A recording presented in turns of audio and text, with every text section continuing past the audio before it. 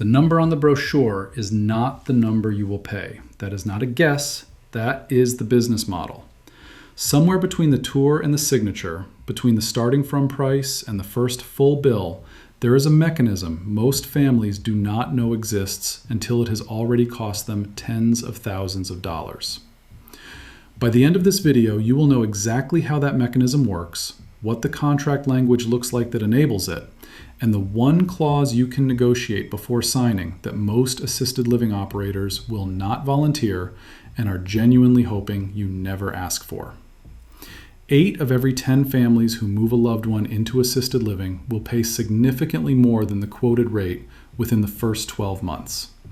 Not because care costs increased, not because their loved one's condition dramatically changed overnight, because the contract they signed contained a pricing architecture that was designed from the beginning to escalate. The system is not designed around your loved one's clinical needs.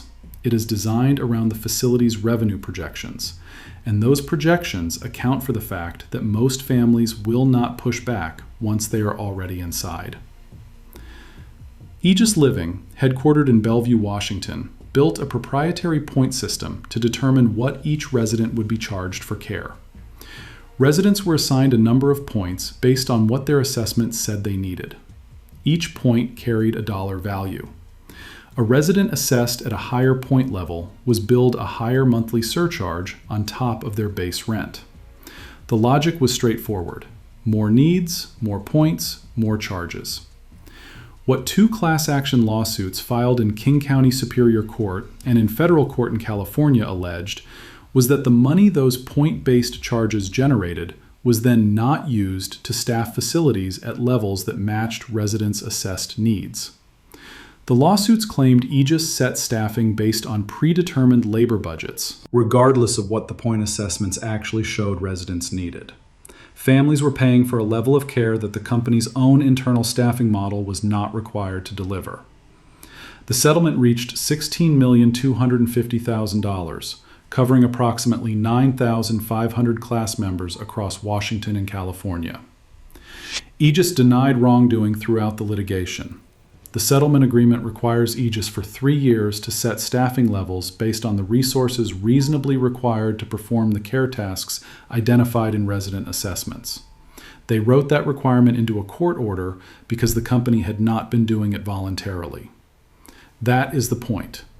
Oakmont Management Group, headquartered in Irvine, California, operated a parallel structure. Charles Barker, an 81-year-old retired psychiatrist living with Alzheimer's disease, moved into Oakmont of Pacific Beach, a memory care facility in San Diego, in November of 2020. His initial assessment assigned him 135 points, 5 points for mealtime reminders, 12 for shaving and grooming, 18 for help selecting clothes twice daily, 36 for medication management, and 30 for the ongoing attention and redirection required by his dementia. Those 135 points placed him in a care tier that carried a monthly surcharge of $2,340, on top of a monthly rent of $7,895. His total monthly cost was $10,235. A class action in California alleged that Oakmont, like Aegis, designed its staffing around budget targets rather than what its own assessment system indicated residents required. Oakmont paid $9 million in 2020 to settle that suit across approximately 6,900 class members without admitting fault. 2 companies, 2 states, 1 identical mechanism. The November 2023 investigation, published jointly by KFF Health News and the New York Times under the title "Extra Fees Drive Assisted Living Profits," documented how the broader fee escalation structure works across the industry. Reporters reviewed billing statements and price lists from a dozen facilities and found charges that most families assumed were included in their quoted monthly rate. $12 per blood pressure check, $50 per injection, $93 per month to order medications through a pharmacy that did not have a contract with the facility, $315 per month for daily assistance with an inhaler, $26.67 for 31 minutes of bathroom assistance during the night, $12 per tray each time a meal was delivered to a resident's room rather than the dining hall, None of these charges were illegal. Every one appeared somewhere in the contracts families signed. The investigation also found that nearly half of surveyed families who had a loved one in a long-term care setting encountered unexpected add-on fees for services they believed the quoted rate included. Half. This is not a minority experience at a handful of poor operators. This is the standard model. Florence and Donald Reiners lived at the Waters of Excelsior, an assisted living facility in the Minneapolis suburb of Excelsior, Minnesota. Donald, 95, a retired water department worker and veteran with severe dementia, required specialty care that cost $6,150 per month on top of $3,825 in base rent. His total monthly bill was $9,975. Month by month, their savings, built primarily from the sale of their family home, drained. In 3 years, their combined assets fell from approximately $550,000 to approximately $300,000. $250,000 in 3 years. Florence, 94, remained at the same facility. Donald had to move to a veterans facility across the city. The couple, who had lived a floor apart, no longer lived in the same building. What this data actually shows, when you look at it carefully, is not a series of isolated billing disputes at individual facilities. It is a revenue architecture that depends on a specific gap, the gap between what the tour quoted and what the first full bill shows, wide enough to matter financially, and narrow enough that most families absorb the increase rather than uproot a vulnerable loved one from a placement they have already made. The operators have run this calculation. The settlement history confirms they ran it before the lawsuits were filed. Before we get into why this structure exists across the entire industry simultaneously, if you are finding this useful, this is what this channel does. Every video covers something the senior living industry would prefer your family never found out. Subscribing means you will not be the last to know. The deeper you go into how the point system actually works, the more one pattern becomes impossible to ignore. The problem is not that individual facilities made individual pricing errors. The problem is structural, and understanding the structure is what makes the defensive action protocol at the end of this video actually useful. Assisted living in the United States is not regulated as a medical service. It is regulated as a housing service with optional care add-ons. That regulatory classification is what makes the point system possible. Because care is legally an add-on to a housing product, facilities can price care components individually, reassess residents as frequently as their contracts permit, and raise care tier prices with minimal notice and minimal regulatory oversight. There is no federal cap on care surcharges. There is no federal requirement for independent clinical validation before a point assessment is used to increase a family's bill. There is no federal standard for what triggers a reassessment, or how much advance notice a family must receive before a new billing tier takes effect. The Washington State Attorney General settled with Bonaventure Senior Living, an Oregon-based company operating 15 facilities in Washington, for $7 million in November of 2025, following allegations that the company failed to deliver services it promised in its contracts and advertising, including medication assistance, housekeeping, maintenance, dining, and infection control.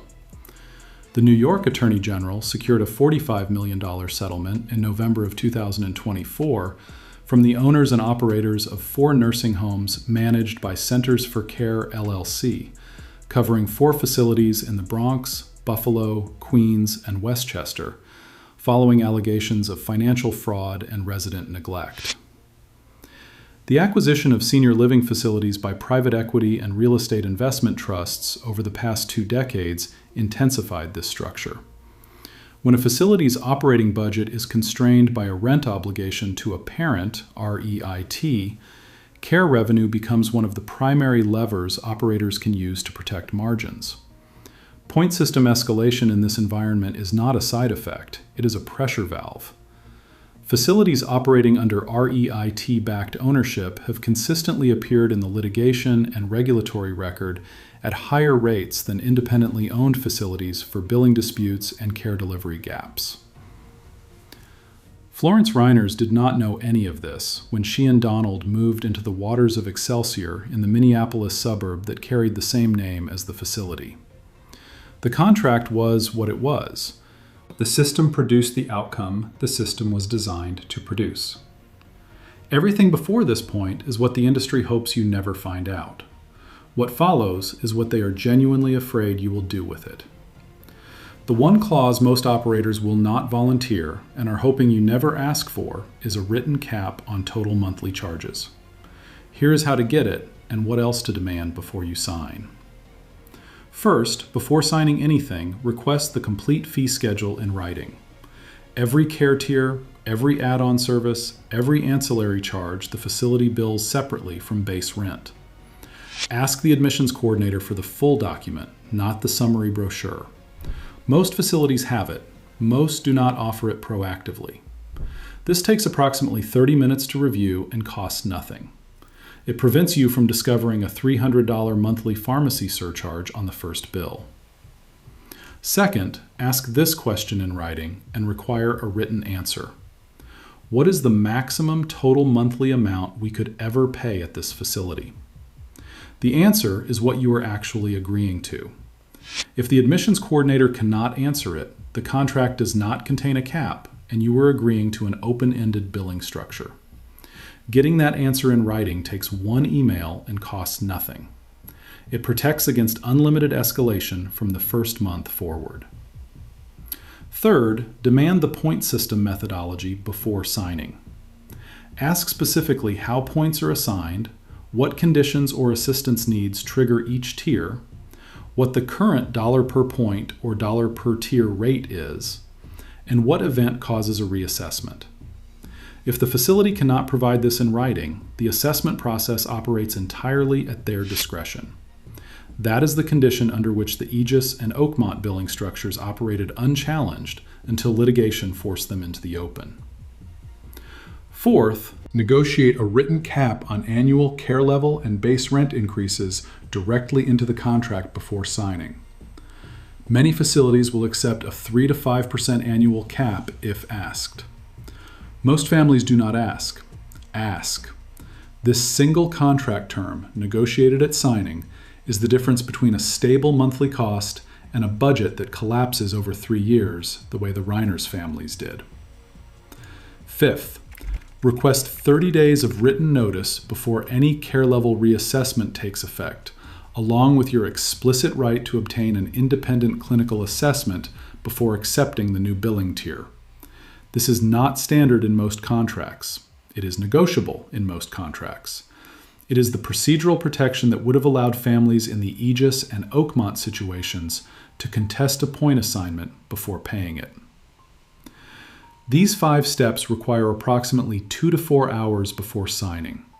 The average family that skips them pays an additional $18,000 to $36,000 per year above their quoted rate.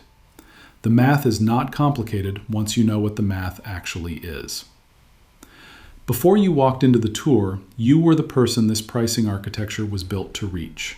Not because you were careless, because the system was specifically designed for the moment when a family is under pressure, moving quickly, and trusting that the number on the brochure is the number that matters. You are not that person anymore. You now know what the point system is, how to find the full fee schedule, and exactly what to put in writing before you sign anything. That is a fundamentally different negotiating position. If your family has dealt with unexpected billing escalation at a facility, share what happened in the comments, because understanding how widespread this actually is matters. The senior living industry spends significant resources making sure families do not find out what you just learned. Subscribing is how you make sure the next piece of information they are hiding reaches your family before it costs them.